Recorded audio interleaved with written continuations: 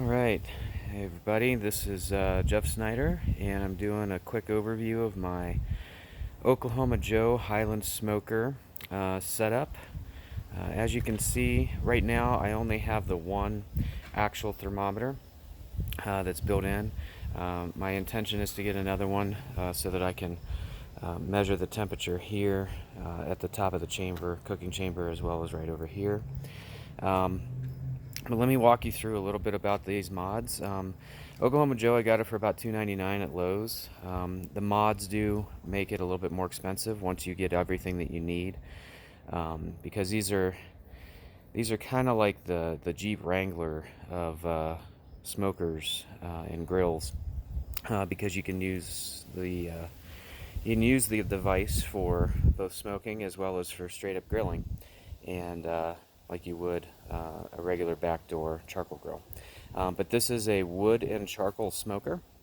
The way that you start this guy is that you start with a charcoal chimney. I have yet to start it this morning. It's about 7:15 in the morning on a Thursday, taking the day off of work, and looking to have a lot of fun with this today on my day off.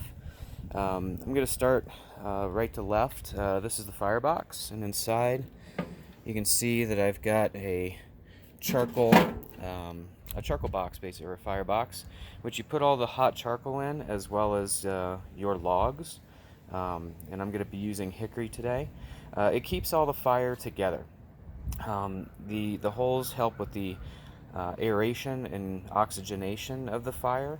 And so what you can see is you have this trap door here. You shut this guy down. The smoke, or the oxygen, kind of comes out right here, and it comes in right here. Keeps the fire and the smoke going.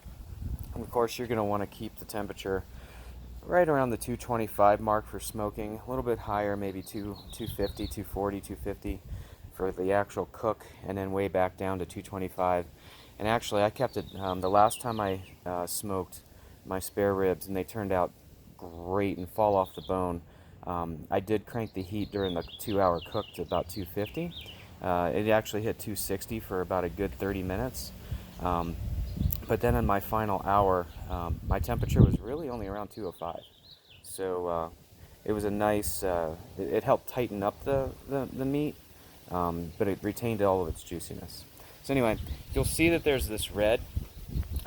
That is a silicone sealant, and that silicone sealant helps with the joints. So when you put this guy together, if you get it pre-assembled or not, the bottom and the top, they basically screw together.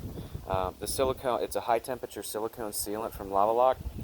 Basically, you put it around all the joints where smoke and air could either get in or escape, and it creates the airtight seal. So I have it around the joint here, around where it connects to the actual cooking chamber, and then you'll see that I have it here actually at the smokestack as well. So I've sealed it there. Alright, so there's the box. On the outside, I did buy these clamps. These are also Lavalock clamps. Pretty much all my stuff is Lavalock. Got them from barbecuesmokermods.com, and I think we got the firebox from Oklahoma Joe itself. But these clamps are great because what you end up needing and what you end up seeing is that this is metal on metal, right? Metal on metal. Metal on metal creates gaps. And you can actually see there's just a tiny little bit of warp right here. And so, let's see, there it is. Tiny little bit of warp right here. That's kind of going to be normal. And so, two things that you do in order to help this is, one, you put a gasket in. This is just like think of it like felt. It's like a felt material. It's a high temperature felt material. You can see that it's, the smoke is already, kind of there and present in the felt material. But what this does is it creates a little squishy part where the metal it's not metal on metal anymore, and that kind of closes together.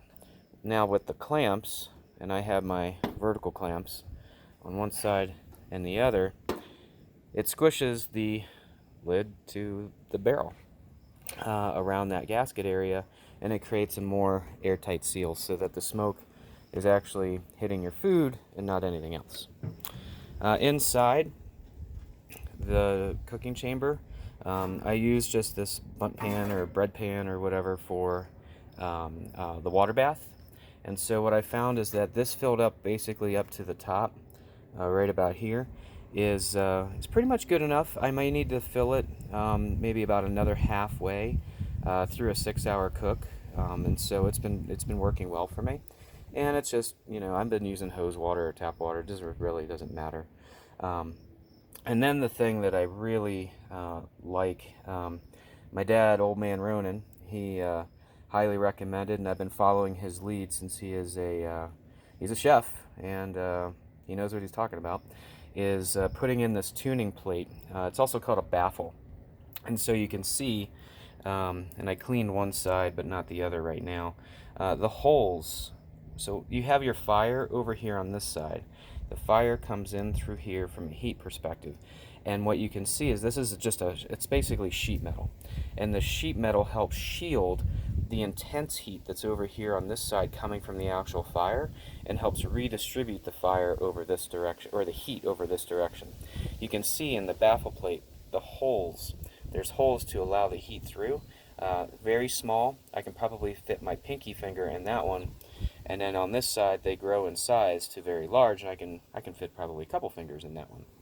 And so as you get further away from the heat source, the holes increase to allow more heat on this side, less heat on this side, and what that does is it equilibrates the heat across your entire cooking chamber. This is the Highland smoker. So this is going to give me, I can easily fit, I'm going to do 3 racks of spares today, and it's going to take about 6 hours. So I'll have a nice mid-afternoon snack, and I have a full dinner tonight as well. And so I hope you enjoyed my couple-minute overview of how I've set up my Highland smoker. All in, I'm going to tell you right now, the firebox is about $90. The sealant's about $10-12. The water pan I just stole from the kitchen. The baffle plate is also about $90. I'm sorry, the firebox is $40 or $50. So all in, once you're in with what you need to seal this the right way and to control your fire, it's all about fire management for this type of smoker. You're probably talking about 400, maybe 380 in terms of being all in. But still, when you compare it to a Traeger wood pellet, or you compare it to some of the other electric smokers, it's still less expensive, for one, and two, guys, this is the real freaking deal.